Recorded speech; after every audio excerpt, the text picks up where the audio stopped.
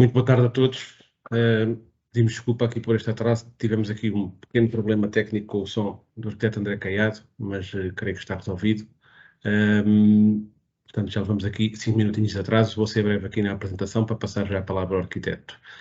Hoje estamos aqui para falar sobre modelação em BIM, um tema bastante atual, que já tem uns anos. Eu lembro-me há 7, 8 anos tive uma conferência precisamente com o nosso convidado e que ele disse que quem não estava em BIM já estava atrasado. Portanto, hoje já estará atrasadíssimo, imagino eu, mas já vamos perceber isso com a apresentação do arquiteto André Caiado.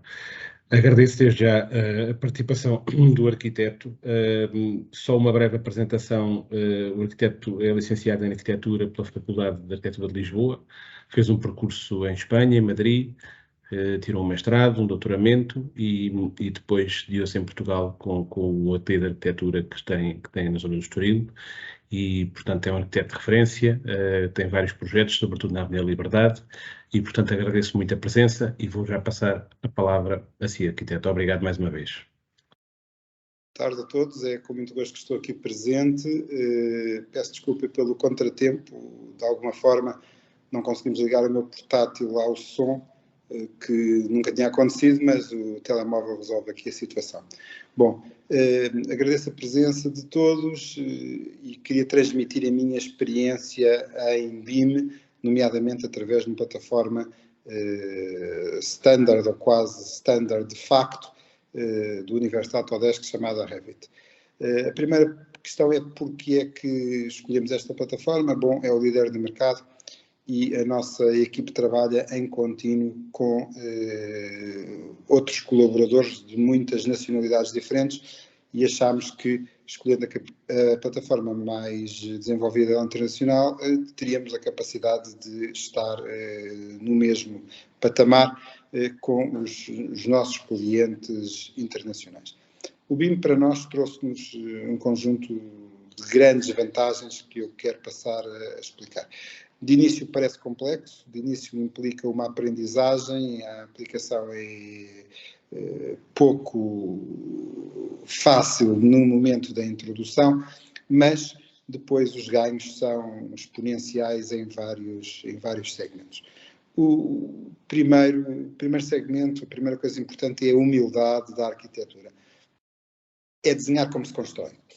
Portanto, se nós começamos a desenhar como construímos, o resultado é que o número de erros reduz-se, o número de omissões reduz-se e, com isso, já trazemos para o universo dos nossos clientes uma vantagem.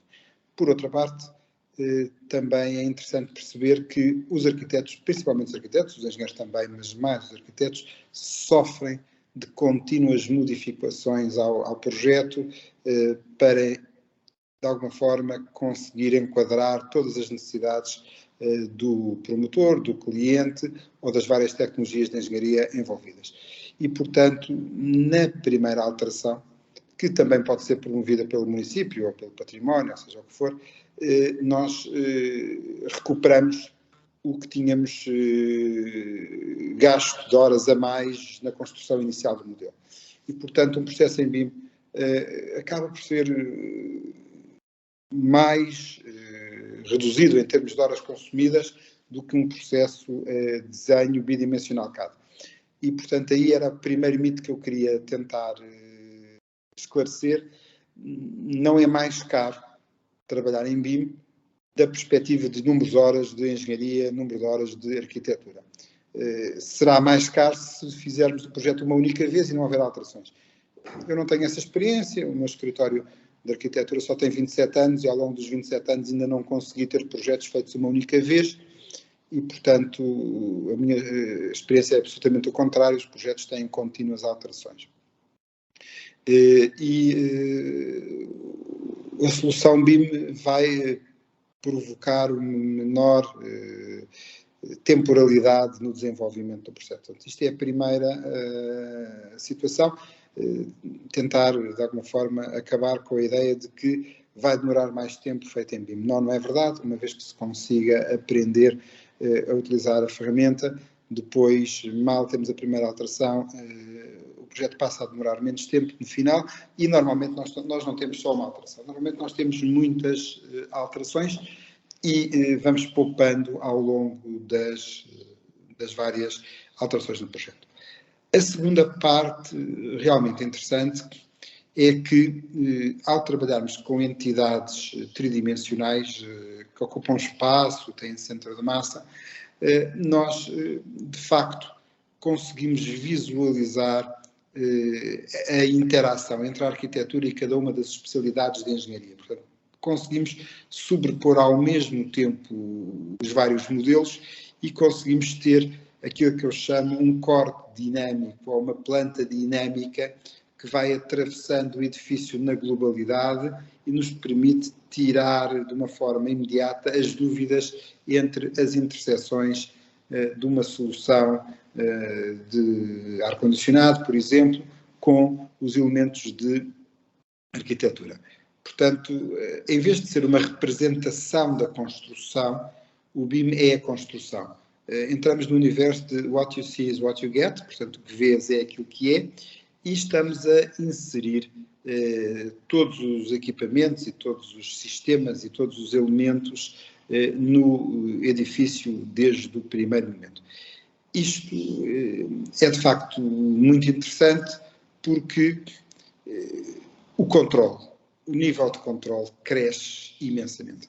E se o modelo é desenvolvido cuidadosamente, este nível de controle permite produzir de uma forma semiautomática quer uma medição, quer um caderno de encargos. Se eu tiver uma pessoa a contar torneiras, quando chegar às 250 torneiras, entretanto tocou-lhe o telefone e ela recomeça e afinal já recomeça na torneira 270 e depois chegamos ao fim e na obra verifica-se que há 20 torneiras a mais, não sabe o que é que está a fazer às torneiras porque houve ali um erro. Mas a máquina só conta as torneiras que foram inseridas no projeto e, portanto, a máquina vai contar, de facto, as torneiras certas que o projeto tem. E se as paredes forem construídas com diferentes camadas, eu consigo perceber quantos metros quadrados de pintura é que tenho, de esboço, de reboco, quantos tijolos, quase o que eu quiser. E depois outra coisa que consigo é verificar que não posso ter dois objetos no mesmo espaço. Isto é, se eu tenho uma laje de betão e se tenho uma correte que atravessa a laje, para que a tubagem da AVAC ou as ventilações da casa de banho passem por aquela correte, vai ser necessário que o engenheiro de estruturas crie o vazio e, portanto, essa cubicagem do armado deixa de existir e, se calhar, é preciso fazer algum reforço estrutural, se a correte for muito grande, para que ela possa funcionar naquela localização. Portanto, há aqui um ganho de eficácia em termos de coordenação das várias especialidades. No que se refere aos materiais de construção e aos fornecedores dos mesmos, toda a indústria, para os projetistas, há aqui coisas bastante engraçadas, porque há situações básicas, situações secundárias e algumas terciárias extraordinárias. Eu vou começar pelas coisas básicas. Há muitos anos, quando eu era bastante jovem, havia uma empresa fornecedora de sanitários chamada Roca. E a Roca começou a oferecer aos arquitetos uns escantilhões. E nós pegávamos nos escantilhões e desenhávamos com uma caneta tinta da China, da Roca, Ting ou da Stedler, os sanitários. E com estes desenhos, a dita Roca começou a vender muitíssimos mais sanitários, porque nós desenhávamos os sanitários deles, porque eram aqueles que nos chegavam com a ferramenta facilitadora. O que quero dizer com isto é que, hoje em dia, entre uma empresa que fornece, por exemplo, máquinas da AVAC, que tem todos os elementos desenhados em BIM, e uma que não tem, os projetistas vão utilizar aquela que tem os elementos em BIM e, portanto, aqueles que não têm ficam para trás e perdem essa oportunidade de prescrição por parte das empresas de engenharia ou de arquitetura. E porque é que os engenheiros arquitetos escolhem a empresa que tem os equipamentos? Bom, é porque assim temos a certeza que de facto cabem e que de facto as peças encaixam umas nas outras.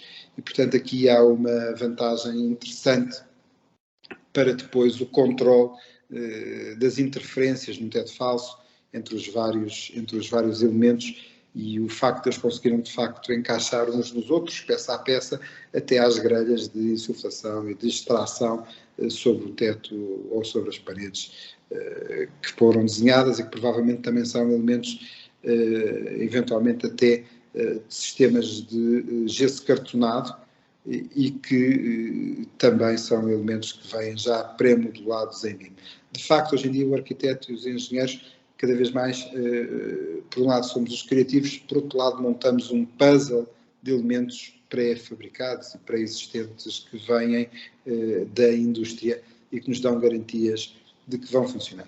Mas se quisermos passar para um nível um bocadinho mais à frente, vamos pensar, por exemplo, um fornecedor de luminárias, e nós queremos as luminárias com a entidade BIM, a família de luminárias, e queremos porque quando encaixamos no teto falso, vamos perceber se elas têm um grande desenvolvimento vertical e se estão ou não estão em conflito com a passagem de alguma conduta de ar-condicionado. Portanto, é fácil de ver, através destes cortes, destas secções móveis que percorrem todo o edifício, se há alguma luminária que está em contacto ou em interferência ou em superposição com algum outro sistema que está desenhado. Pode ser um sistema hidráulico de segurança contra incêndios, águas, esgotos, mecânico, ar-condicionado, até mesmo as bancas de iluminação.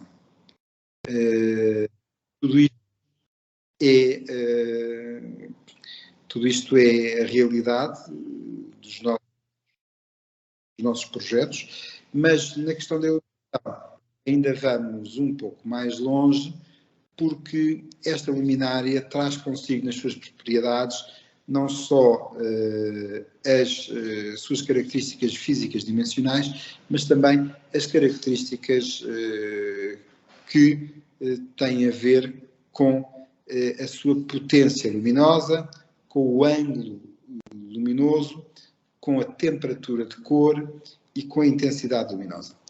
E esse elemento tem muito interesse para nós. E tem muito interesse para nós porque vai permitir, por um lado, o cálculo luminotécnico daquele espaço, através de uma outra aplicação, que funciona quase como um pipeline, mas, por outro lado, permite que quando nós de alguma forma, exportarmos este modelo para uma aplicação de fotorrealismo ou realidade virtual, por exemplo, um 3D Max, que é o mais comum, nós conseguimos de imediato obter um primeiro render automático com a iluminação que encontramos naquele compartimento. E esse render vai nos ajudar a perceber se o compartimento tem a iluminação necessária, obrigatória por lei, por exemplo, no caso do escritório, ou a função cénica da mesma, no caso de uma habitação ou de um restaurante, um bar, etc. Portanto, há aqui uma estratégia automática, um pipeline de produção de elementos. Por outra parte, este modelo tridimensional também nos facilita a produção de modelos em plástico, de maquetes por impressão digital, tridimensional, que são normalmente uns brinquedos, mas também podem ser ilustrativos de algum detalhe do projeto ou algo que traz muita satisfação ao cliente final no desenvolvimento da percepção do que é o projeto. Por outra parte, estes sistemas de desenvolvimento dos projetos em BIM têm uma capacidade interessante de trabalhar colaborativamente. Isto é, eu consigo trabalhar, neste momento trabalhamos em contínuo com arquitetos, engenheiros e especialistas em várias áreas, localizados na Califórnia, localizados em Nova Iorque, localizados em Bogotá, por estranho que possa parecer, localizados em Londres, etc, etc. E há uma partilha do modelo e há um assinalar de problemas e dúvidas no próprio modelo, numa estratégia BIM 360, uma plataforma de partilha de informação, inclusive com pessoas que não têm os ditos Revit instalados, mas que podem ver o modelo até num iPad, não tem que ser num computador, e que podem pôr notas de coisas que necessitam que sejam resolvidas, atribuem essas notas a empresas ou pessoas dentro de empresas e, inclusive, um prazo expectável para a resolução da mesma. Portanto, isto leva-nos a conseguirmos perceber e ter um track record do que é que foram as alterações ao modelo e quem as pediu e quando as pediu. Da perspectiva dos projetistas, isto é super interessante porque permite, de uma vez e por todas, comprovar e explicar que esta alteração ao projeto foi pedida pelo promotor numa determinada data, quando o trabalho já estava desenvolvido até uma determinada fase e que a alteração que advém deste pedido levou X horas por parte de determinado grupo de técnicos e, portanto, começamos a conseguir uma grande alteração ao paradigma do que era a nossa atividade, que é poder cobrar os trabalhos de alterações adicionais de uma forma muito clara, sem que haja muito espaço para que alguém diga, não, mas está tudo incluído. Olha, desculpe lá, mas nós já tínhamos feito o trabalho, os senhores vieram pedir a alteração depois do trabalho estar feito e podemos comprovar aqui em que dia foi, o que é que pediram, o que é que se teve que fazer e com isso é também bastante interessante para uma equipe de projeto. A outra questão que estes modelos permitem é trabalharmos ao mesmo tempo, de uma forma colaborativa, termos várias pessoas a trabalhar no mesmo modelo, quer a nível de projeto de arquitetura, quer a nível das diferentes engenharias e, ainda que localizados em diferentes sítios, possamos começar a mexer o modelo e testar as soluções, se não for uma coisa demasiado complicada, com a presença virtual de todos frente ao dito modelo virtual e mudando também o controle de quem é que está a alterar o modelo de uns intervenientes para os outros em tempo real. Portanto, isto é para nós muito interessante. Nós começámos a pensar que esta solução era o futuro da arquitetura. Hoje temos a noção que o desenho bidimensional está condenado a desaparecer, provavelmente dentro de uma década. Temos muitos clientes que não querem, já de maneira alguma, que os projetos sejam feitos em CAD, em bidimensional. Portanto, é uma situação que já não é só... Nós começámos por fazer porque nós queríamos, começámos por fazer porque queríamos abordar a nova ferramenta, porque queríamos dar um serviço melhor, porque queríamos tentar reduzir erros, omissões e trabalhos a mais. Curiosamente, o mercado apanhou-nos e, portanto, hoje em dia temos situações onde é o cliente que nos diz nós queremos um projeto em Revit e fica escrito no contrato que o projeto é em Revit ou em BIM, digamos assim, de alguma forma, porque o cliente também tem a percepção da redução desse tipo de problemas. Para empresas como a Saint-Gobain e todo o universo associado de Weber, etc., não há dúvida que, na medida em que conseguem fornecer soluções com as estratégias de BIM bem implementadas, vão ter mais mercado, vão ter mais projetistas associados. Curiosamente, eu esta semana tive a oportunidade de ir visitar a fábrica da Janssen, que são caixilhos em inox e em aço, na Suíça, e eles consideram-se muito orgulhosos de darem todo o apoio neste tipo de ferramenta, porque acham que assim batem a concorrência nesta área. Portanto, fica aqui o meu desafio para todos aqueles que fornecem soluções construtivas que pensem em ter a grande maioria dos seus produtos dentro destas estratégias de famílias BIM que podem ser utilizadas para o Archicad, para um Revit e para outras plataformas que eu não conheço, mas que provavelmente vão produzir um melhor projeto, que é aquilo que se pretende, mais rápido na fase de projeto, mais eficaz na fase de construção, com menores erros. Nós, por exemplo, com estes modelos em BIM, hoje em dia, depois somos capazes de exportar isto para um iPad e temos um cliente, isto é engraçado, de um apartamento ou de uma moradia, a passear-se pelo terreno onde vai ter a casa, a olhar para a casa. Portanto, ele anda com o iPad à sua frente, nas mãos, a caminhar por um lote, a ver como é que vai ficar o armazém naquele espaço, ou se for uma casa mais engraçada, uma casa pequena, porque ele anda no resto do chão da casa e vai entrando na casa de banho, depois vai para a cozinha, volta para a sala, sai pela janela e está à frente da piscina, quer dizer, ele percebe que a piscina dele está ali, porque nós conseguimos, de forma bastante rápida e sem custos, a app, acho que custou 300 euros, assim, uma coisa, conseguimos coordenar o modelo que vem do Revit, não é? Com o terreno onde estamos, onde a casa vai ser construída, e depois andamos pelo terreno. Isto, para um cliente, é brutal, porque o cliente fica encantado. Portanto, é uma ferramenta de venda. Outra experiência que tivemos no nosso projeto do Quarteirão da Suíça, no Rossio, é fazermos a mesma coisa já numa perspectiva de engenharia. Portanto, a certa altura, neste modelo que temos do piso onde estamos, ativamos o AVAC e começa-se a perceber onde é que as tubagens da AVAC, os extratores, as insuflações, etc., vão passar. Depois, se quisermos, ativamos os esgotos e percebemos onde é que passam os esgotos, onde é que passam as águas, onde é que passam as bandejas de eletricidade, e podemos ativar tudo ao mesmo tempo. Isto é interessante para o engenheiro, o encarregado verem, para os arquitetos verem, para o promotor ver, e, entretanto, mas o teto falso, bom, o teto falso, desativamos o teto falso para vermos as instalações. Bom, mas então, se quisermos, ativamos o teto falso outra vez, então vemos as instalações e só vemos aparecerem cá em baixo as pontas dos aparelhos de extinção de incêndio, bem como as grades de insuflação e como as luminárias. Bom, mas se quisermos agora, a qualquer momento, bom, tiramos as luminárias ou tiramos outra vez o teto falso e pronto, e ficámos todos muito contentes, os engenheiros, os encarregados, os arquitetos, toda a gente a olhar para aquilo, muito interessante. Mas agora vamos pensar no construtor, no executante.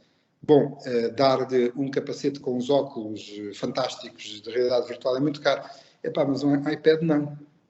Um iPad não é muito caro e, portanto, o encarregado pega no iPad, junto aos 4 ou 5 homens que vão começar a instalar o AVAC ali naquela manhã e dizem assim, olha, isto é para vir dali para aqui e mais ou menos isto é onde eu tenho que ficar, portanto é mais ou menos este percurso que vocês vão fazer. Se tiverem alguma dúvida, chamem-me que eu passo por cá outra vez com o iPad debaixo do braço e olhamos para o que vocês estão a fazer a ver se está no sítio. Quer dizer, isto é uma nova forma de abordar isto. E também tem outra coisa. A certa altura os homens têm que desviar ali um bocado a tubaria por um canto, um cotovelo, não sei o quê, porque a tubagem, outra vez, desculpem, porque eles não sabem porquê.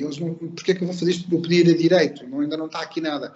Bom, é que houve ali um problema na obra, está ali um atraso e falta um tubo que não apareceu ainda, não foi entregue, que faz parte da distribuição de segurança contra incêndios, o tubo tem que passar ali. E por isso é que eles estão a ter que desviar o AVAC, porque o tubo tem mesmo que passar ali, já não temos hipótese, mas agora já percebem que estão a desviar o sistema deles, porque há qualquer coisa que vai precisar de ocupar aquele espaço, versus aquela estratégia muito portuguesa e muito antiga de vamos embora, a direita é que é, e o último que vier a seguir é que fecha a porta. Isso não é maneira de fazer uma infraestrutura. Outra parte que nós conseguimos fazer com estas ferramentas é que hoje em dia nós temos os nossos paisagistas que também já trabalham em BIM, que também já trabalham em 3D, ao ponto fantástico de, sobre um terreno 3D, os paisagistas põem os arbustos e as árvores com a nomenclatura latina correta, portanto são as árvores certas, nos sítios certos, e quando tudo isto é exportado para os renders, de uma forma semiautomática, temos o render do edifício com o jardim certo à volta, com as espécies certas, com os diâmetros certos, com os papos das árvores certos. Portanto, isto tudo é uma alteração interessante àquilo que eram as formas bidimensionais de representar, através de um conjunto de regras, de um vocabulário conhecido por todos os que se envolvem na nossa área de construção, para passar a ser muito mais realista e muito mais imediato e muito mais fácil e com menos problemas e com menos erros de todas as partes. Portanto, eu acho que só há vantagens e nós desenvolvemos isto internamente com situações difíceis. Temos tido que escolher cuidadosamente as equipas de engenharia com quem trabalhamos, tivemos que obrigar algumas equipas de engenharia a trabalhar com o BIM, literalmente, se não quiserem, não faz mal, depois vamos procurar outras, portanto, uma situação de pressão muito dura. Curiosamente, algumas outras equipes já estavam dentro do processo e outras, de braços abertos, envolveram-se no mesmo. Eu acho que tem sido salutar para todos. Posso lembrar uma situação muito engraçada. Nós pressionámos muito o professor Cansado Carvalho para que começasse a fazer estruturas em 3D, em Revit, para o edifício do Quarteirão da Suíça no Rossio, e ao fim de algum tempo eu fui perguntar se estava contente, se não eu contratava-lhe um engenheiro que trabalhava em BIM. A resposta que eu tive foi nem pensar, estamos encantados com a solução e já estamos a implementar isto em muitos outros projetos. Portanto, para quem ainda não deu o passo, fica aqui o testemunho de que achamos que vale de facto a pena, se não por outra razão, porque nos simplifica a vida, porque é mais integrado entre todos, porque é mais realista e porque as medições acabam por ser muito mais automatizadas, bem como os cadernos de encargos, etc, etc. Não sei se... João, eu estou aqui no telefone e, portanto, não estou a ver as perguntas. Não sei se não quero tomar a palavra e contar-me o que é que são as perguntas que estão a ser feitas. Sim, temos aqui uma pergunta. Eu depois vou só tomar também aqui 2 ou 3 minutos só para mostrar a nossa biblioteca que já temos disponível para BIM, mas temos aqui já uma pergunta do Gonçalo Rosado, que diz: boa tarde, arquiteto, obrigado pela apresentação. Tendo em consideração as várias dimensões BIM do ciclo de vida do projeto e obra, como fazem a comunicação para a fase de construção e manutenção do edifício? Os modelos são utilizados nessas fases ou assumem apenas os entregáveis em PDF ou impressos? Quais os sucessos e dificuldades que têm observado? Várias questões. Ok, essa questão é pertinente, ainda bem que a puseram, porque eu esqueci-me dessa parte. É que uma das grandes vantagens desta estratégia é depois de construir. A questão da comunicação para a construção tem a ver com qual é que é o nível tecnológico que a construtora já vai tendo. Mas, graças a Deus, cada vez mais as construtoras estão a perceber a vantagem deste modelo e, portanto, pedem-nos um modelo para a preparação de obra, para estratificarem, estruturarem e organizarem o workflow dentro da própria obra. O que é que entra primeiro, o que é que entra a seguir, como é que a coisa deve ser feita e, portanto, até ganhamos nós com o feedback que vem por parte do lado da construção de volta para a equipe de projeto. Depois o modelo vai sendo atualizado, estamos então com uma construtora que tem interesse tecnológico em desenvolver este tipo de soluções e que percebe que vai poupar em trabalho, em prazo, e então o que acontece é que ao desenvolver a sua preparação, a construtora vai muitas vezes fazer desenhos de preparação em BIM, que são nem menos nem mais que alterações ao modelo, e o que acontece é que quando a construtora acaba de construir, o desenho as build está feito. E, portanto, isso é de facto uma vantagem. Nós só temos que fazer uma verificação com as equipas de engenharia dos mesmos e depois pode-se entregar para finalizar os processos de licenciamento. Por outro lado, ao termos umas situações as build já integradas com aquilo que realmente foi construído, temos um modelo que se exporta facilmente para estratégias de gestão de operações mais tarde, como o Facility Management. E há que perceber que os custos de um hospital não são a construção é para aí 4% do custo de tempo de vida do hospital, não é? Depois a operação e a manutenção é muito maior. E hoje em dia é possível nós termos, por exemplo, vamos dizer que temos as lâmpadas das luminárias todas indexadas com um tempo expectável de uso, o que quer dizer que o sistema começa a pedir-nos, a partir de certa altura, que vamos lá mudar as luminárias, mudar as lâmpadas das luminárias, porque elas estão a chegar ao tempo de uso no qual já têm consumos muito superiores àquilo que seria razoável e devem ser trocadas. Portanto, o uso no Facility Management, na gestão dos edifícios, é muito importante para este tipo de modelos. Inclusive é permitindo manutenção não só reativa, mas mesmo manutenção preventiva. Portanto, sabendo que se existem determinadas situações a acontecer, num determinado prazo, então é a altura de, antes que aconteçam, vamos começar a fazer o processo de manutenção dos equipamentos, dos filtros, etc. Por outro lado, ao montarmos um modelo de uma forma que eu diria quase hiperrealista, é fácil perceber por onde e de que maneira é que se deve proceder à manutenção dos mesmos equipamentos que precisam desse tipo de trabalho. E, portanto, nós achamos que o processo deveria ir até ao fim e que o modelo é um modelo vivo que depois acaba a ser atualizado em exploração pela equipe de exploração, porque a certa altura vamos imaginar que se trata de edifício de escritórios e decide fazer mais um conjunto de divisórias e atribuir as luminárias a outros circuitos e pronto, aquilo fica tudo documentado e o modelo evolui já na mão da equipa de exploração e de manutenção do mesmo. Portanto, esta parte de usar o modelo para a construtora faz todo o sentido. Não são muitas as construtoras que o querem fazer, mas, de facto, há construtoras que o estão a fazer e que estão a dar isso como uma mais-valia para a solução de cumprirem o prazo e de terem uma obra mais controlada. E, mais tarde, na gestão de operações do imóvel, sem dúvida que faz todo o sentido. Obrigado. Esta questão da manutenção, de facto, é muito interessante e por vezes não é suficientemente valorizada, mas já percebemos que tem um custo importante em todo o processo e, portanto, faz todo o sentido. Nós para já não temos mais questões. Eu convido as pessoas a participarem e colocarem aqui alguma questão e vou aproveitar aqui em poucos minutos para mostrar-vos só. Creio que não estão a ver agora.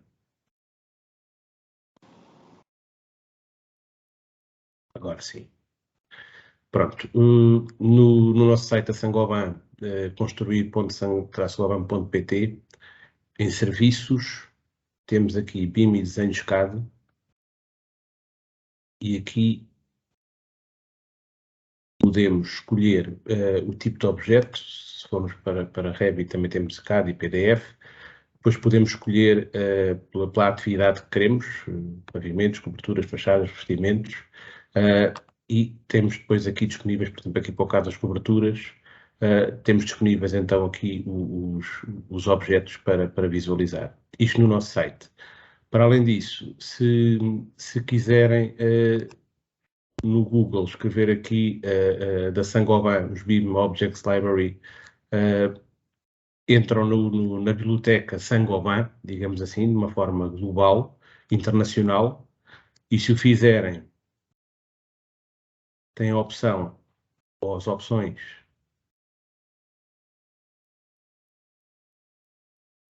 de ver por marcas, por países. Eu vou pôr aqui Portugal.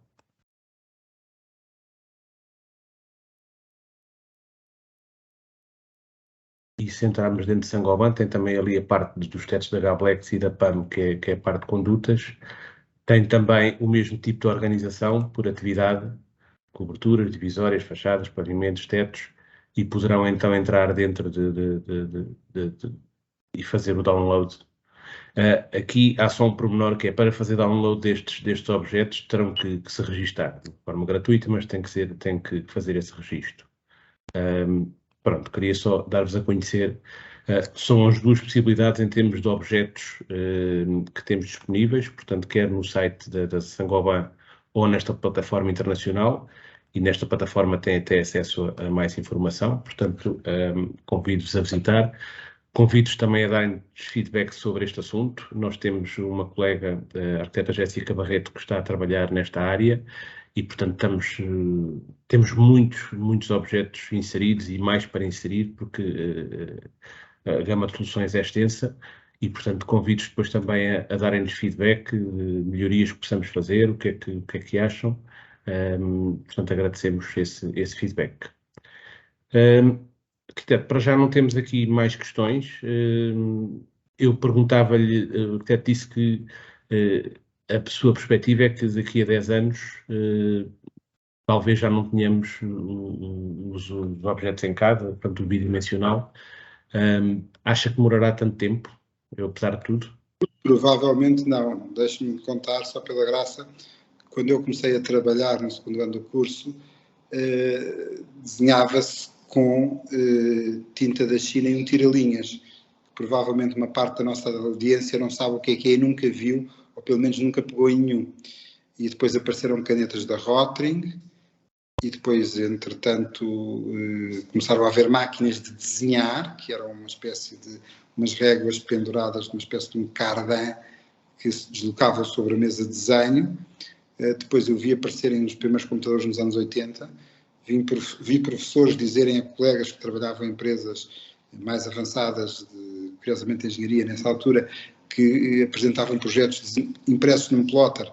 Depois o senhor está chumbado, volta para o ano, com um projeto feito por si, como se o facto de ter sido impresso por um plotter não era feito pelo estudante.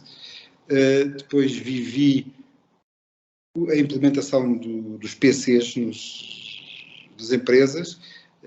Depois comecei a ver os PCs em cima dos tais estiradores. Depois comecei a ver o desaparecimento dos estiradores dos ateliês de arquitetura e de engenharia, das empresas de engenharia. Depois começaram a aparecer 2 monitores. O CAD começou a superar claramente o desenho bidimensional e vinha com blocos. E depois começou a aparecer o 3D, quando as máquinas tiveram potência para isso, porque o 3D, aquilo que nós chamamos de BIM, já existia muitas do princípio, só que as máquinas não tinham capacidade de processamento, as que o faziam eram máquinas RISC, portanto Unix, caríssimas na altura, e eram utilizados para centrais nucleares e para desenho de aviões e outros géneros de coisas, e não estavam ao alcance do dia-a-dia. Hoje em dia temos estes sistemas, de facto, ao nosso alcance, e eu, de facto, penso que o bidimensional está condenado a desaparecer. E, além disso, a capacidade de trabalhar em vários sítios ao mesmo tempo é muito importante. Nós vamos cada vez mais trabalhar com pessoas de vários cantos do mundo. Ao princípio parece que é só do outro lado que as coisas acontecem, mas nós temos uma empresa com quem colaboramos que tem gente em Espanha, gente em Nova Iorque e gente em São Francisco. E fazem rodar os projetos um bocado entre a Europa e a América, porque quando um acaba de trabalhar, o outro ainda está na sua manhã no Pacífico, não é? Portanto, o que acontece é que o projeto vai rodando. As primeiras vezes que ouvi falar nisto, achei que isso era só nos livros e só nos filmes, mas não, de facto está a acontecer hoje. E a outra parte é o drive do mercado, que nos diz que já não quer uma solução de projeto com tanta incertidão, vamos lá, quer uma solução de projeto com maior segurança. E, portanto, eu acho que provavelmente o João tem toda a razão e que estas plataformas colaborativas como o BIM 360 e outras que existem de outros fornecedores que também podem ser utilizadas, vão permitir que estejamos todos mais ou menos no mesmo nível de coordenação em cada momento e por isso que o projeto possa andar com mais eficácia e chegar a um fim mais rapidamente. Portanto, eu penso que, de facto, Esta indústria ainda vai viver muitas alterações. Eu até acredito que o projeto rapidamente vai deixar de ser feito com um computador com um rato, mas sim com alguém no espaço a falar e um computador a ouvir e a fazer gestos, e as paredes a porem-se num sítio e as portas também.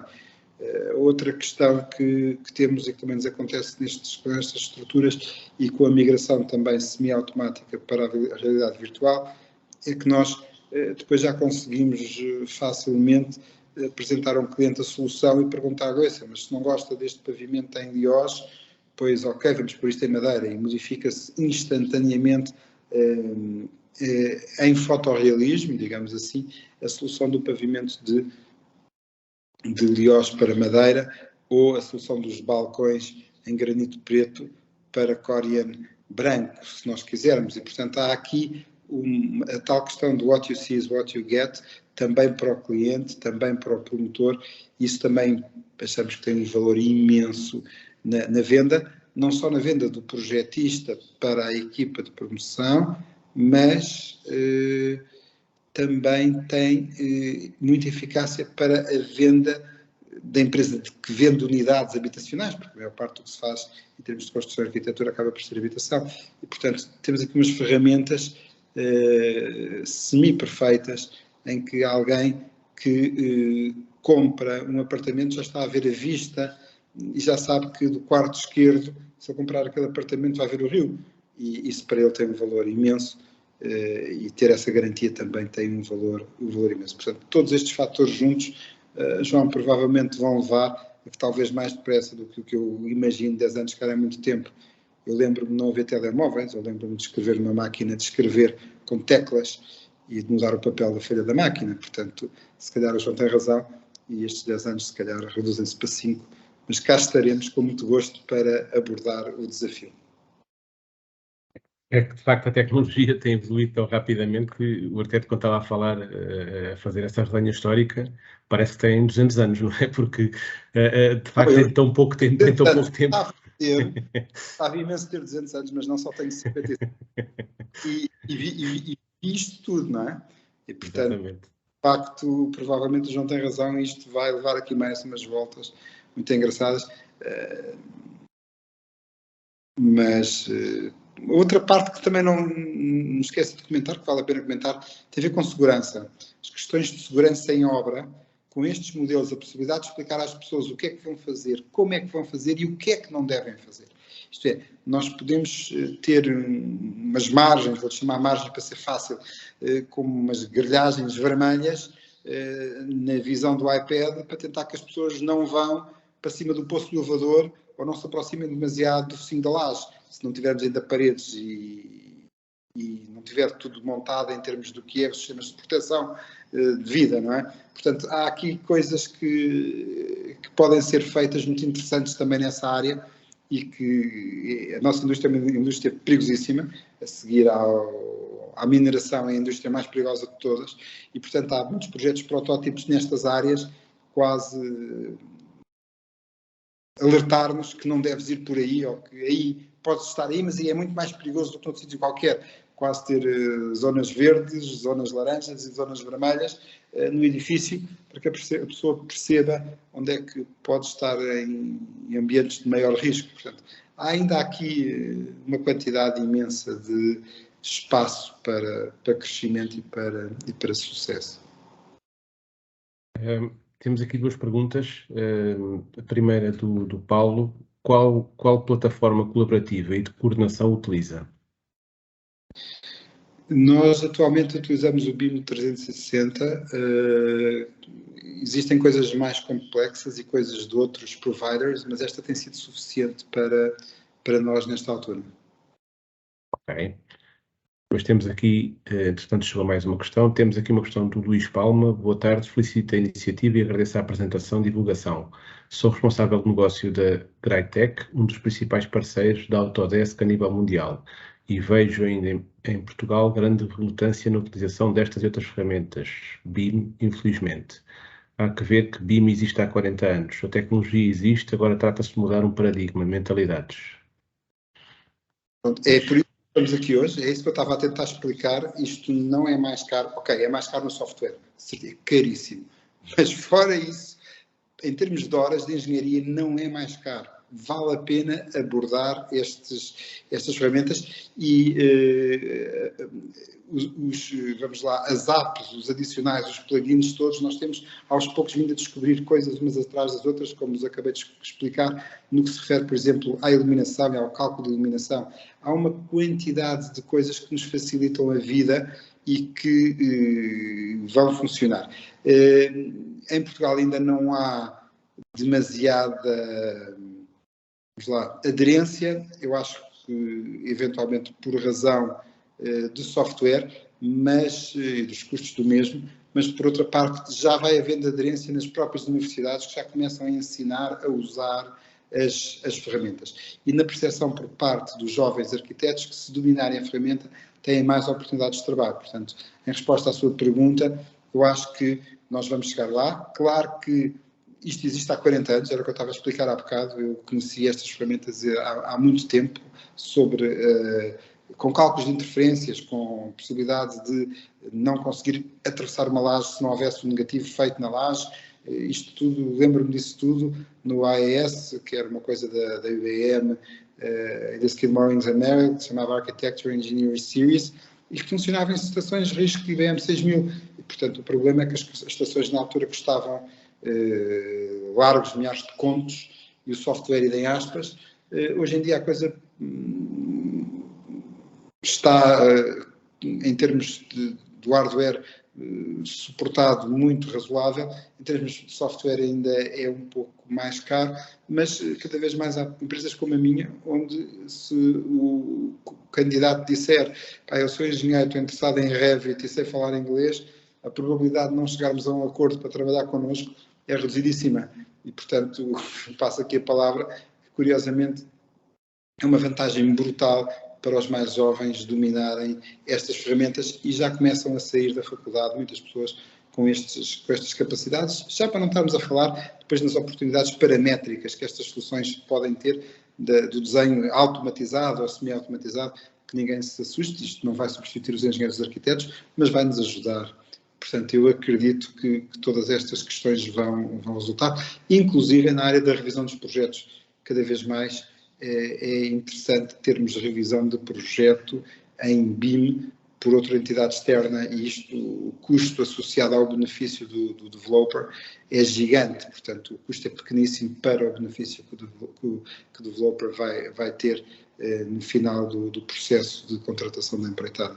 Então, eu acho que ainda há aqui muita coisa para se descobrir, mas nós estamos absolutamente encantados, e valia a pena explicar que não é só para Greenfield Architecture. Nós temos desenvolvido coisas em BIM, como o Diário de Notícias, a Casa do Ventura Terra, um trabalho para o Palácio Nacional da Ajuda. Quer dizer, não é só coisas simples e de fácil modulação, não, também se consegue fazer as coisas complexas. A ferramenta está lá e tem capacidade, eu diria, infinita. Em termos de representação, isto agora só para arquitetos, em termos de representação, os desenhos saem feios, e, portanto, é preciso dar alguns toques estéticos se queremos que os desenhos estejam bem. Por outro lado, nós cada vez mais utilizamos imagens fotorrealistas para mostrar os projetos aos clientes e aos developers e aos clientes finais, e, portanto, o desenho técnico já é só para a câmara. Temos aqui mais uma questão, Ana Rita Carvalho, que, em relação à formação para trabalhar em plataformas BIM, qual seria a sua sugestão? Há formações específicas e há até mestrados em BIM. Qual a sua opinião sobre as diferenças de formação disponíveis? Bom, Ana Rita, tivemos imensas dificuldades, falando com brutal franqueza, mandámos pessoas formar-se a muitos sítios e vinham de lá com menos conhecimentos dos que ficavam cá a aprender com o colega ao lado. Portanto, a primeira estratégia é aprender com a pessoa do lado. Depois disso, aquilo que descobrimos foi que há pessoas com conhecimentos brutais e faz toda a diferença. A diferença é brutal aprender com os melhores. E muitas vezes esses melhores não estão nas academias, estão no mercado real de trabalho. E, portanto, se a empresa tem uma apetência por BIM, a primeira coisa é procurar um BIM Manager que seja um bocadinho o encantado com a tecnologia e que siga todos os cursos que vão sendo dados. Há imensos cursos online, há imensas coisas a acontecerem por cada casa de software. Eu diria que só seguir os cursos disponíveis pela Archicad, pela Autodesk no Revit ou por qualquer uma das outras, aprende-se muito sozinho, mas não há nada melhor que ter alguém mais sénior e que tenha experiência. E, portanto, a procura do BIM Manager para a empresa é fundamental. Ana Rita Carvalho diz que está com dificuldades em ouvir. Eu estou a ouvir bem. Não sei se mais alguém está com problemas. Eu, da minha parte, está tudo bem. Eu estou a ouvir claramente também, sem problemas nenhums. Ouvir e ver. Ok, vamos esperar que não sejamos só os dois que estejamos a ver e a ouvir. O Alfredo Baldeia tem aqui um comentário. Aconselho os colegas que estão a participar neste webinar a consultar a página da Associação Building Smart, na qual podem tirar muitas dúvidas sobre esta grande ferramenta BIM. Não sei se o Teto conhece. Sim, eu acho que sim, que de facto ainda há dificuldades a perceber muito bem por que caminho é que vamos andar. Há standards em alguns países e nós ainda não temos claro qual é que é aquele que vai ser vigente no nosso país a todos os níveis. Eu em tempo tinha expectativas que a União Europeia tinha um grupo e acabei por até ter um encontro com algumas destas pessoas, mas depois o mercado real, a realidade, ultrapassa a academia e a criação do conceito. Eu vou contar uma anedota. A certa altura, nos primeiros projetos nós entregamos em desenhos feitos em BIM na Câmara de Lisboa. Do outro lado tínhamos um técnico que me diz: ouça, mandou-me lá chamar, eu percebi o que é que se passa, mas os seus cortes estão todos mal. Mas os meus cortes estão todos mal, como assim? Porque os seus cortes, isto não está bem representado, não sei o que dizer como é que se faz. Lamento, mas eu tenho que lhe dizer que os cortes são automáticos. Mas explique-se lá, perguntou o colega. Bom, é que os cortes são feitos de um modelo tridimensional com as pecinhas todas e são automáticos. Portanto, estes cortes são os reais.